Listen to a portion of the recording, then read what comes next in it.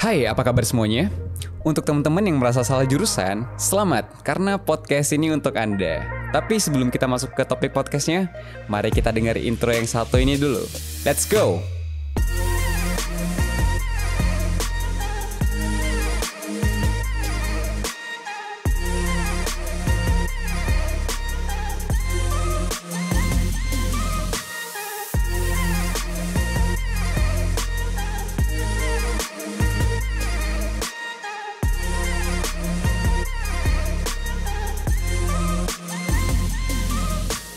Apa kabar Ci Vivi? Welcome back Cukur Podcast semuanya. Kenapa Anda tertawa?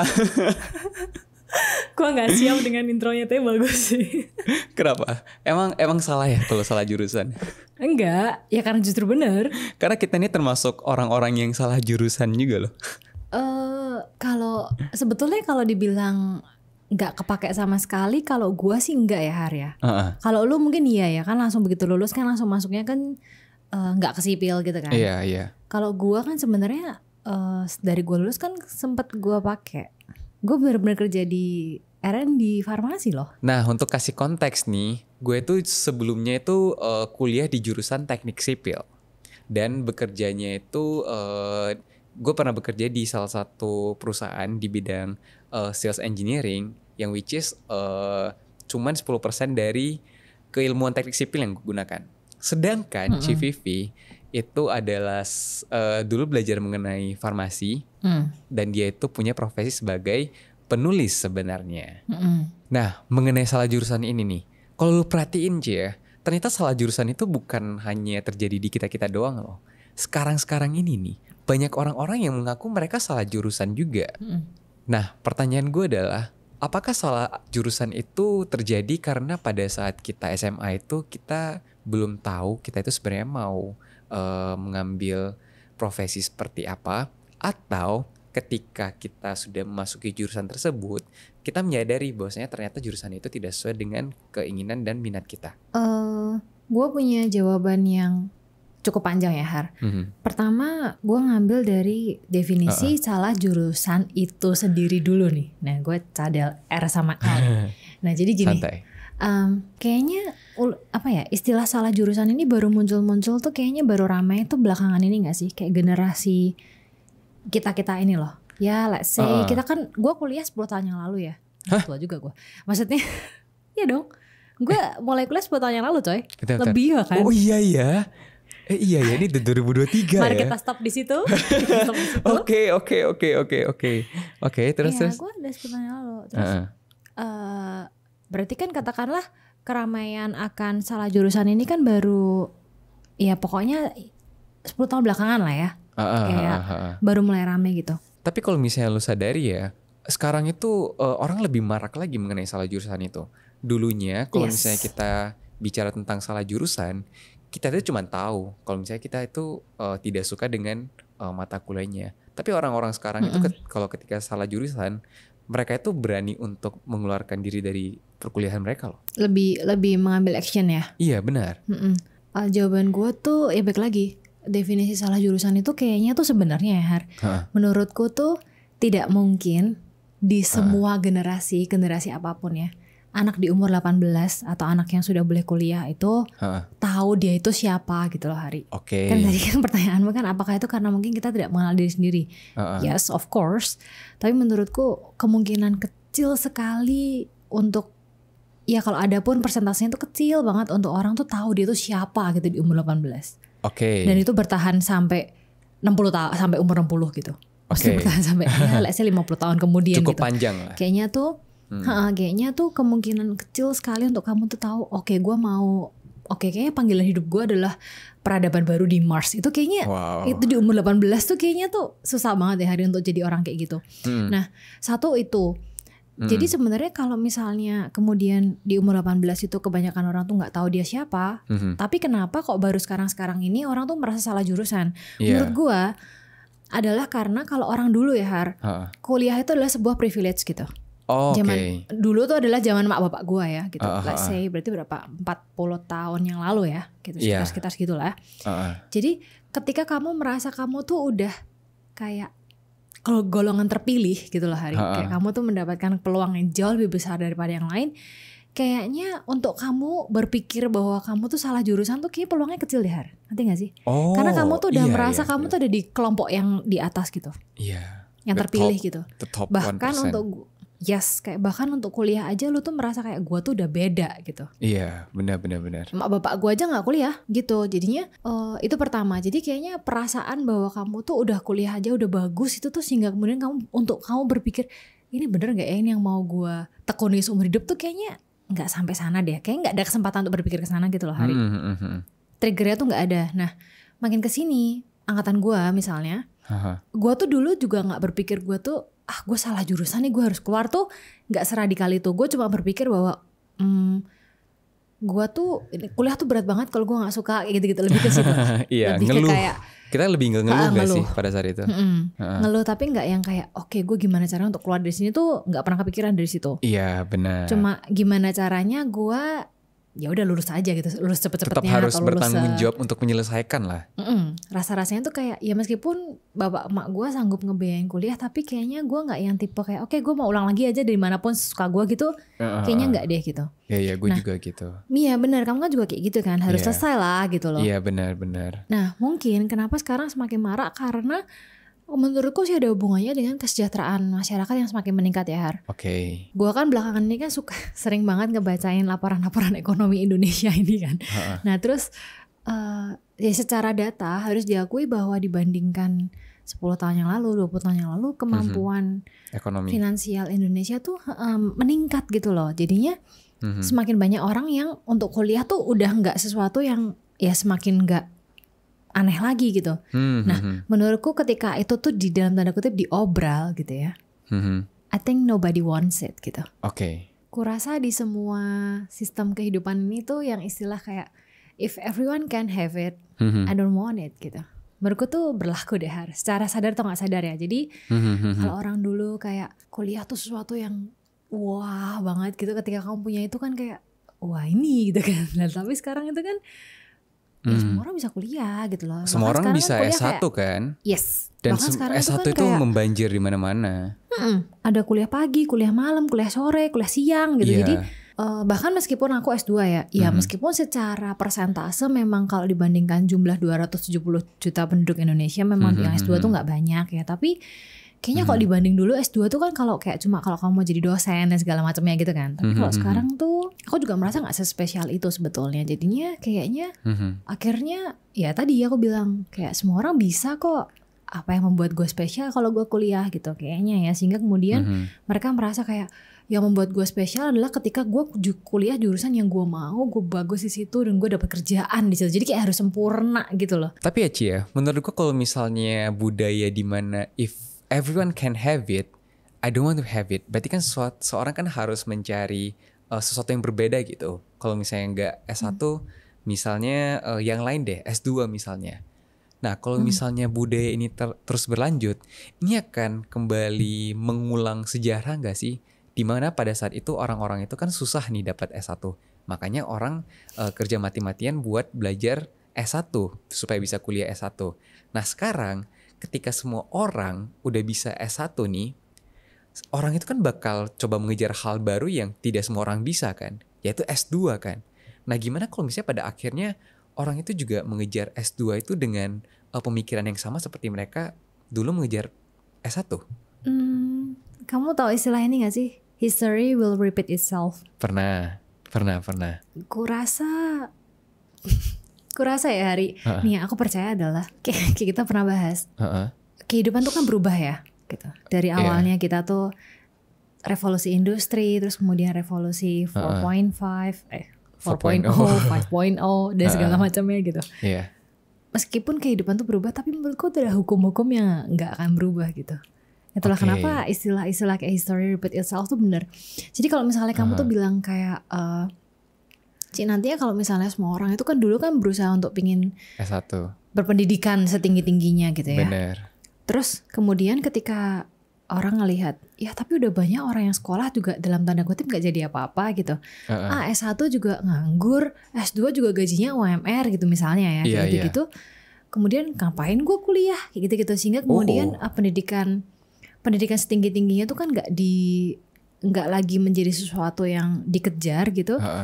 Akhirnya orang ya dalam tanda kutip repeat itself gitu. Jadinya kayak ya udahlah gue nggak usah sekolah gitu. Nah nantinya ketika ada satu generasi ya satu putaran generasi di mana orang-orang yang nggak mau kuliah ini tadi tuh udah bertumbuh semakin dewasa gitu, kemudian dia sadar, oh kuliah itu penting. Oh kayaknya ternyata ada pentingnya ya kuliah gitu. Kayaknya tetap harus kuliah ya. Nah, menurut lu bakal terjadi seperti itu? Ya menurutku itulah yang akan terjadi gitu.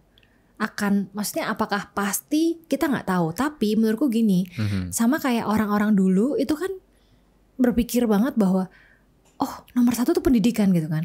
Mereka nyekolahin anaknya setinggi-tingginya. Apa mereka kepikir sih hari akan orang ada titik di mana orang udah nggak mau kuliah lagi gitu loh? Nangkap nggak sih maksudku? Iya sih, benar sih, make sense sih. Karena iya dong, orang-orang di generasi itu nggak akan kepikiran kayak dia pasti mikir ya nomor satu kuliah gitu. Pokoknya gue mesti nyari. Pokoknya kalau udah ngolayan anak gue tuh sukses sebagai orang tua gitu kan. Iya benar banget. Mak bapak gue sih gitu ya. Apalagi ketika gue S2 sih mereka merasa kayak gue aja nggak S1 gitu maksudnya kan jadinya gitu. Tapi gue pikir sih di mereka 40 tahun yang lalu gitu Har. Ya kan, nggak mungkin nggak sih kepikir di mereka 40 tahun yang lalu bahwa benar anak-anak sekarang nggak mau kuliah gitu. Tapi gue setuju banget sih, anak-anak sekarang itu jadi malas kuliah sih.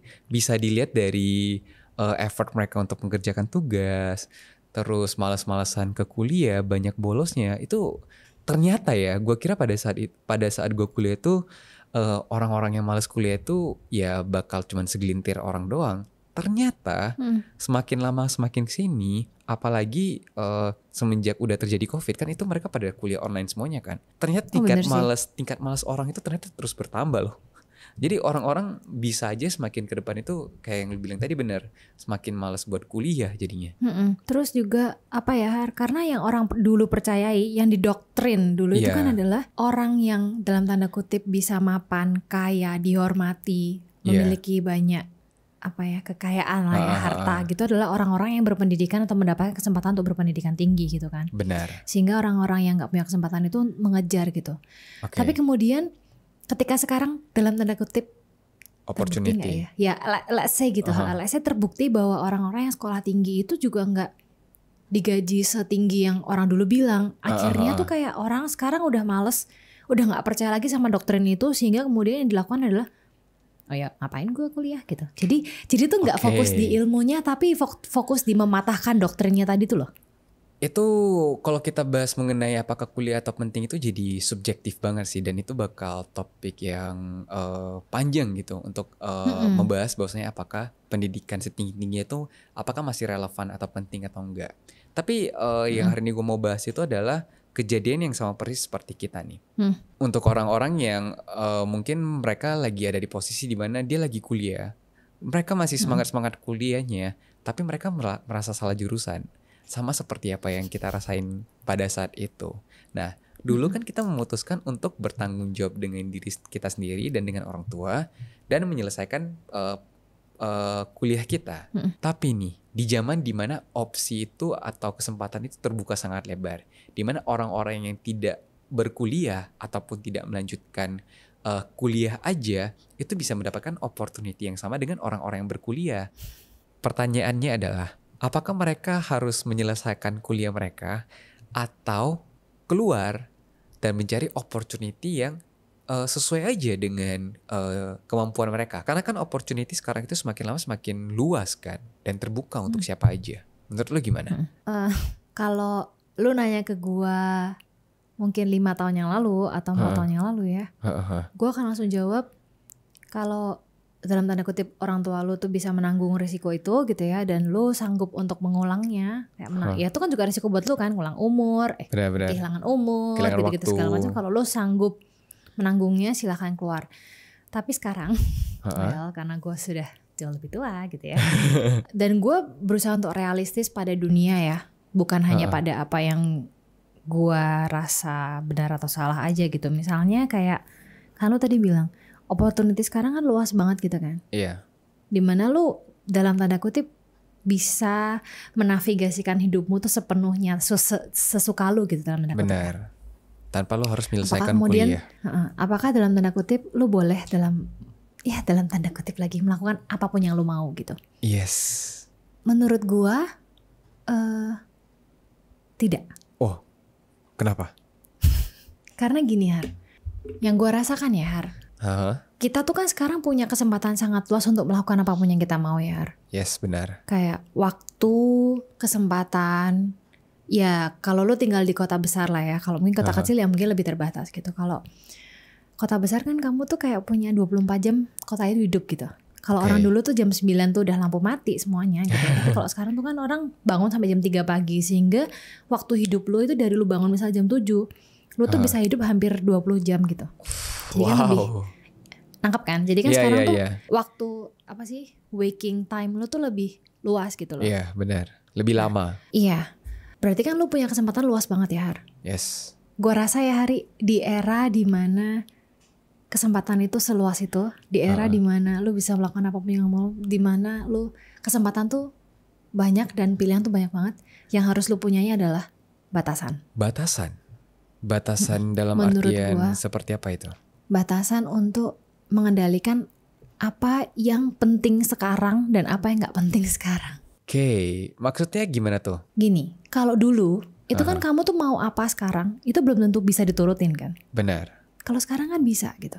Kamu mau makan tuh langsung tinggal pesan Gojek, benar. ojek online, gitu kan? Atau apa gitu. Cepet banget gitu. Kalau dulu kamu mau makan tuh kan kamu harus keluar dulu, jalan, beli, makan, pulang. Kalau sekarang tuh prosesnya tuh nggak ada, instant. You can have it just like that gitu. Oke. Menurutku di era di kayak gini tuh itu bahaya banget ketika kita tuh bisa mendapatkan semua yang kita mau dan kita melakukan apapun yang kita mau. Gua rasa itu akan jadi sumber masalah utama kita justru adalah ketika kita tidak bisa mengendalikan diri lagi gitu. Oke, mengendalikan diri ini berarti dalam artian memutuskan untuk berhenti kuliah dan mencari opportunity yang sesuai dengan kemampuan dan minat tiap individual tersebut. Kalau gue justru sebaliknya. Dulu gue akan berpikir bahwa ya kalau yang lu mau sekarang adalah pokoknya intinya gini kan, biasa anak yang misalnya. Kayak gitu kan, misalnya anak yang kayak gitu kan kayak gue nyesel nih kuliah, harusnya gue kayak gini gitu kan. Iya benar. Harusnya gue udah bisa nyari duit dari umur segini nih daripada gue harus nunggu kuliah 4 tahun misalnya. Tapi yang kembali lagi ya Har, keputusan untuk lu kuliah itu kan lu nggak dipaksa ya gitu. Memang banyak anak yang merasa dia dipaksa gitu. Aku ngerti banyak anak yang akan bilang kayak orang tua gue maksa gue gitu. Iya. Paksaan ini tuh datangnya seperti apa sih kalau di zaman sekarang lah ya? Nggak mungkin lu ditodong pistol kan, ngerti nggak sih? Oh benar. Lu tuh masih punya kendali 50% atas keputusan itu gitu. Iya benar. Dan lu memilih untuk ya sudah gue ambil itu gitu. Oke. Gue nggak peduli lu dalam tanda kutip sepanjang kuliah lu ngeluh atau segala macam. Tapi menurut gue kalau lu udah memutuskan itu, lu harus punya kekuatan untuk bertanggung jawab atas segala konsekuensinya. Mewujudkan apa yang lu bilang ya udahlah gitu, lo ngerti gak sih? Meskipun itu ya udahlah ya. Termasuk larangan dari orang tua ataupun termasuk kekecewaan dari orang tua. Maksudnya? Maksudnya kalau misalnya orang salah jurusan nih, terus mereka memutuskan untuk mau meng-DO-kan diri. Pasti kan orang tua kecewa dong. Itu juga termasuk dari resikonya gak sih? Dan yang harus kita tanggung kalau misalnya kita mau keluar. Ya, kalau lu mau keluar ya lu harus tanggung, karena kan yang dari awal bilang ya udahlah kan juga kamu kan gitu loh. Pertanyaannya, apakah itu benar? Enggak, karena aku udah bilang enggak benar. Enggak benar untuk kamu melakukan apapun yang kamu mau tuh enggak bisa. Bukan, maksudnya justru yang harus kamu batasi adalah misalnya kamu kamu pengen keluar sekarang gitu ya. Kamu pengen kamu enggak tahan gitu ya. Iya. Jawabanku adalah emang pilihannya cuma keluar ya gitu. Kalau kamu bilang bahwa sekarang opportunity itu banyak banget, kalau kamu bilang bahwa sekarang pilihan tuh banyak banget, berarti harusnya ada banyak banget pilihan lebih cerdas yang harusnya bisa kamu lakukan daripada hanya sekedar radikal untuk keluar gitu. Oh, berarti ini masalahnya tentang risk management gak sih? Iya, itu mungkin salah satu risk management ya. Kalau gue sih percaya ke self control ya Hari. Oke. Iya. Bagaimana lu mengendalikan apa yang lu mau sekarang untuk apa yang bisa lebih baik ke depannya gitu. Tanpa menyakiti banyak orang di sekitar, termasuk dalam risk management sih. Ya, menyakiti banyak orang di sekitar itu salah satu yang harus kita pertimbangkan. Tapi nomor satu adalah gini Har, Gue merasa ya Har, kalau anak sekarang itu tidak punya kemampuan besar untuk berkomitmen di satu anak sekarang. Anak-anak yang ini belasan lah ya. Baru-baru, iya. Yang di bawah gue lebih dari 12 tahun ini. Kalau mereka punya struggle yang sangat besar untuk berkomitmen pada apa yang sudah mereka pilih sendiri ya Hari. Next time kalau misalnya gue jadi employer ya. Kalau gue membutuhkan orang gitu ya. Iya. Gue akan sangat males mencari orang yang bilangnya mau tapi terus kemudian nggak melakukan apa yang dia konsekuensi apa yang dia katakan sendiri. Nangkap nggak sih maksud gue? Nangkap. Misalnya dia pas di interview dia bilang dia serius banget pengen pekerjaan ini. Ternyata baru kerja 3 bulan misalnya. Mereka udah pengen resign. Bahkan ada yang sebulan Ci. Bener gak sih kayak gitu? Ya, iya banyak banget ya sebulan tuh lumayan panjang Hari. Beberapa hari loh. Komitmennya jadi dipertanyakan ya. Dan kemudian protesnya itu tuh kayak ya oke, memang kalau lingkungan itu tuh memang toksik banget gitu ya. Misalnya kayak lu datang-datang dilempar piring atau lu datang-datang udah disuruh tanda tangan kalau misalnya lu mau keluar pecat apa ya, kalau enggak lu ganti rugi 200 juta gitu misalnya. Iya. Ya kalau itu toksik banget oke lah, tapi masa iya sih gitu loh. Kayaknya kemungkinan untuk lu menjadi pindah-pindah kayak gitu tuh juga enggak benar. Kemungkinan itu harusnya nggak sebesar itu deh. Karena Hari kita tuh kan lulusan ITB ya. Lu tahu dong, anak ITB terkenal sama jadi kutu loncat kan? Iya. Karena kita selalu percaya bahwa kita selalu bisa mendapatkan tempat yang lebih baik gitu. Which is not wrong ya, karena ya memang kalau kita pengen sebegitunya untuk tumbuh dengan besar dan cepat ya pasti kita mesti lompat-lompat kayak orang gila gitu kan. Iya, benar. Tapi menurut gue di era sekarang yang priceless ya Har, itu komitmen sih. Komitmen itu yang priceless ya. Jarang menurut orang punya komitmen yang sebesar itu ya. Menurut gue, seenggak enak apapun, sesakit apapun, seenggak ideal apapun lah gitu. Karena ini yang gue pelajarin ya Har, kan dulu gue juga tipe yang kayak ya kalau nggak enak banget ya keluar lah gitu. Tapi mak bapak gue sih keras sih. Mak papaku sih keras ya, kayak nggak, kamu tuh nggak boleh seenaknya kayak gitu. Kamu tuh nggak bisa seenaknya sama orang gitu. Kamu tuh tanda tangan kontraknya sendiri, kamu ngelamar di situ sendiri, kamu diterima, kamu deal gaji sendiri, semuanya sendiri, kamu bilang mau.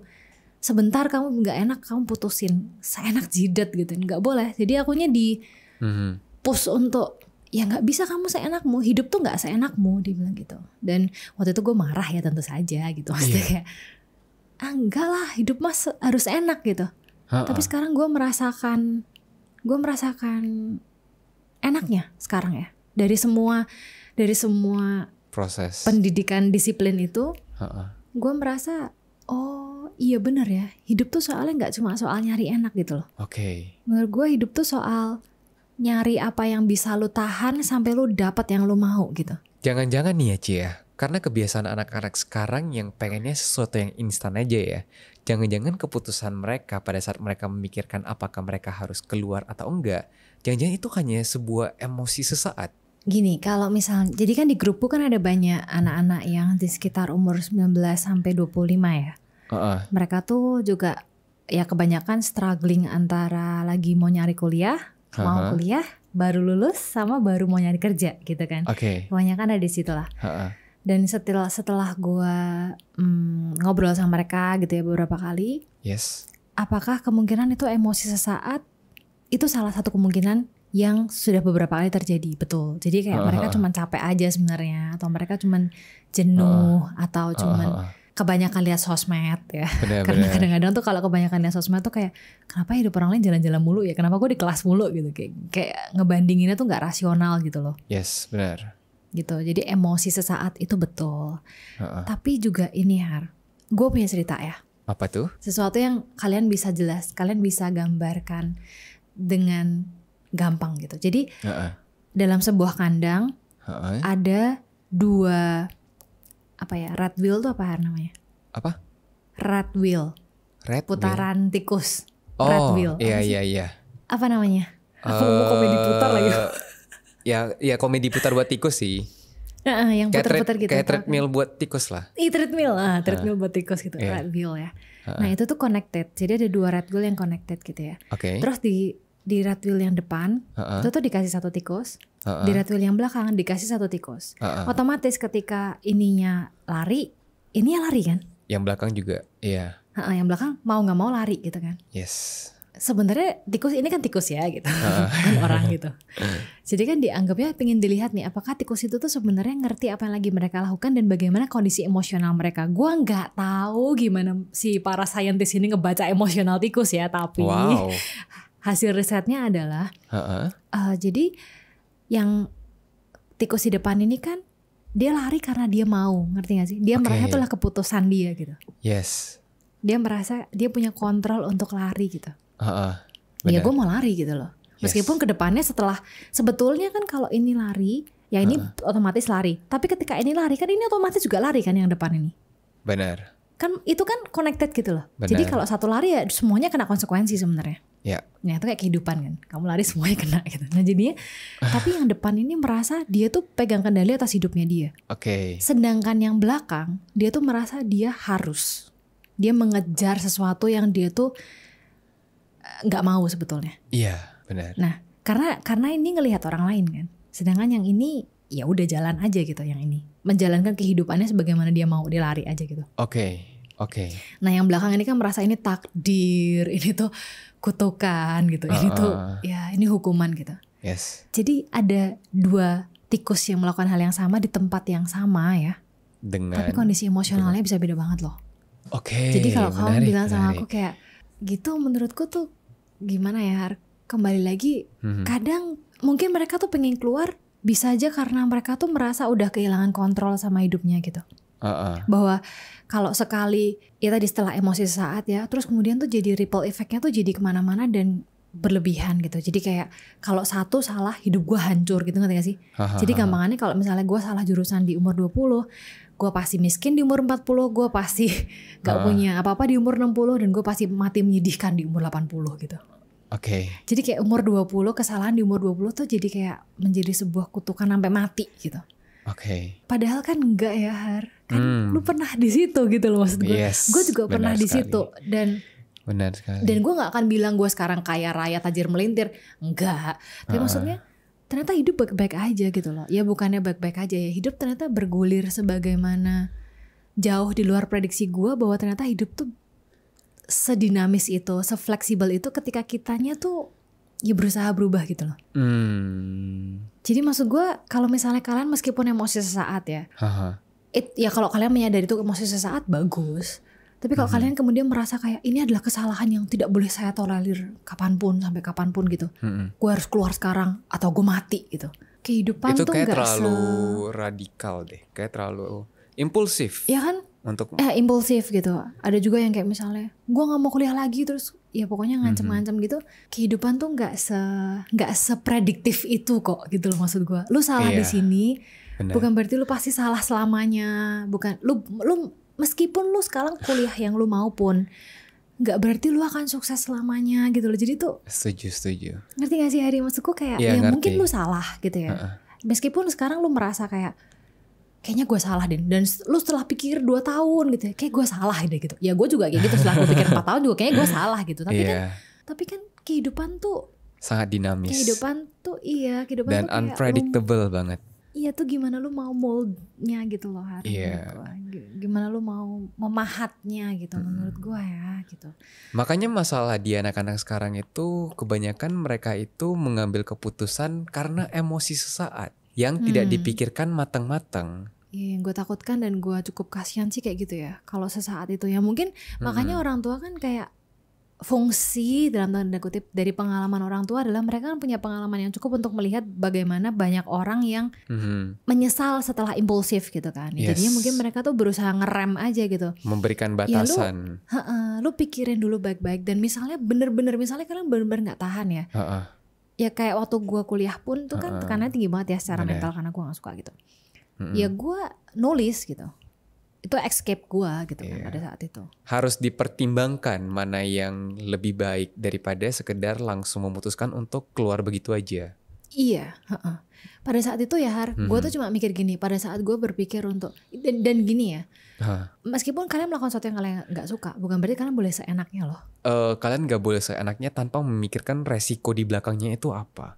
Karena menurutku pemikiran itu tuh bahaya banget, nggak cuma di soal jurusan atau pekerjaannya. Nanti cara kalian nge-treat orang, cara kalian nge-treat pekerjaan, cara kalian nge-treat pasangan kalian tuh akan ngefek lo ke situ loh, Har. Bener. Kalau lo udah nggak suka sama orang, lo bakal seenaknya tuh salah loh, tuh nggak boleh loh. Itu jadinya egois gak sih, Ci? Egois ke diri sendiri tau. Iya, itu bahaya banget kalau udah dewasa ya. Kalau kalian masih umur 15 gitu, terserah lah ya. Tapi maksud gue kalau lo udah di umur-umur yang 25 gitu, paksa diri kalian untuk jangan seenaknya deh. Karena itu bahaya banget. Backfire-nya tuh ngeri loh menurut gue.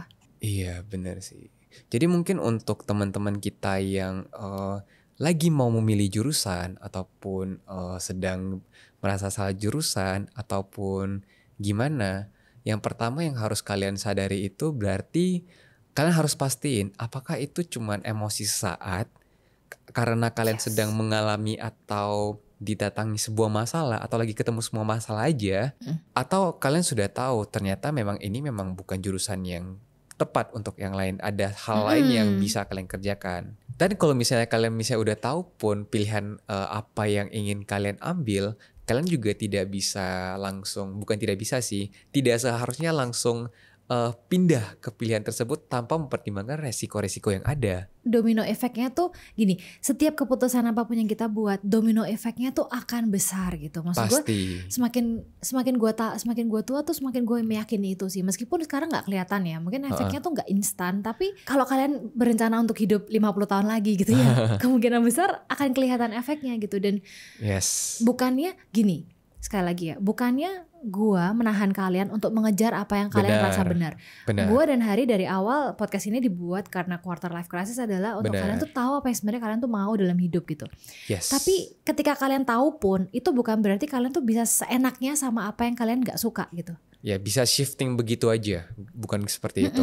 Kehidupan maksudnya ya kalau kalian sudah mempertimbangkan dan kalian sudah mau pindah, tentu saja boleh-boleh saja gitu. Tapi tapi kemungkinan untuk orang dari misalnya Hari awal dia kuliah A gitu, terus tiba-tiba dia pengen kuliah B, untuk tiba-tiba lompat terus ini adalah passion of my life, itu kemungkinan itu juga tidak besar loh. Iya, dan tidak gampang gak sih untuk mengambil keputusan seperti itu? Iya, maksudnya kembali lagi, kalau kalian tidak benar-benar punya experience tentang sesuatu, hands on experience gitu, first hand experience, kemungkinan kalian juga gak benar-benar tahu rasanya tuh gimana menjalani itu gitu loh.